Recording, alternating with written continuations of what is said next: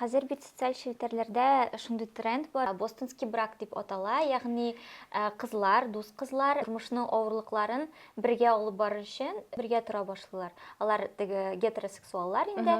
Син әйткәнчә бер-берсенә терәк булыр өчен кушылалар. Минем әнием әти белән миңа 12 яшь булганда аерылды. Һәм аның иң якын дусты шулай ук ире белән аерылган иде. Алар ерак булмаган урамнарда яшиләр иде.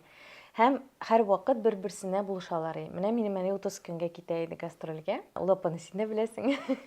Мин Зилапа. Әйе, әлбәттә. Минем укытучым. Минем әни 30 көнгә китә иде башка шәһәргәме, анда авылгамы, алар бик озакка китә иде гастрольгә. Мин бер үзем кала идем. Һәм шул вакытта минем әни Минзилапада калдыра иде мине. Һәм алар бер-берсенә шул кадәр ярдәм итәләр иде. Минем өчен менә ул бостонский брак кебегрәк. Шуңа күрә мин хатын-кыз дуслыгына ышанам.